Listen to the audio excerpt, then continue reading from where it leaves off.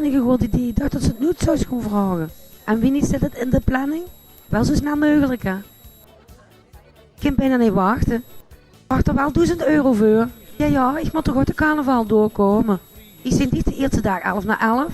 En dan gaat de rest vanzelf. Wat dacht ze ervan? Er zit hier niks betaald. Woenpaal nog steeds. Zij wie niet vertrekken als ik ben mooi. Ja jong, dat vind ik nou hoor. Ja. We moeten we er met. Gisteren bij me zomer dus met mijn carnaval. Ja, gaat u maar lekker met een vriendinnetje op. Hè? Die van met de neus uit de tuiten en punt. Oh ja, tuurlijk. Dat is nog geld van me, punt. Dank je man. Dus die is eigenlijk gewoon een hoor.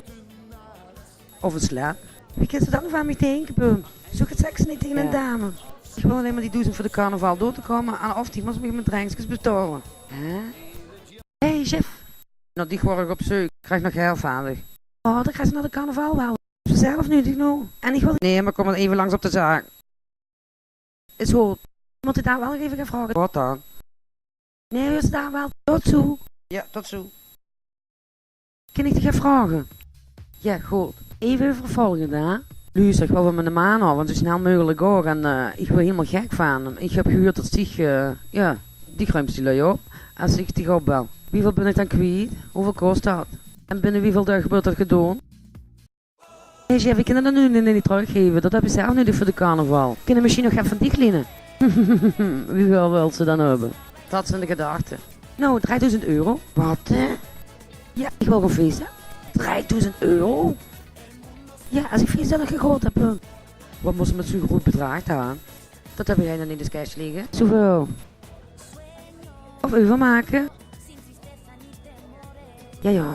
Is zich ook carnaval vieren dit jaar? Nee. Volgens mij stiekem wel, hè? Ja. Betrap. Die is wel stiekem weg, hè?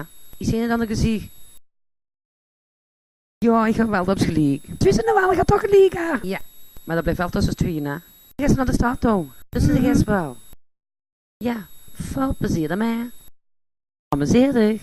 En ik heb ook nog leuke carnavalspekjes gezien bij de Roeineus. Daar hebben ze zo'n leuke dingen, hè? Heb je dingen nog gezien? Hé, even gedaan, Sa. De keukentafel, die twee, heb je gezien? Gek.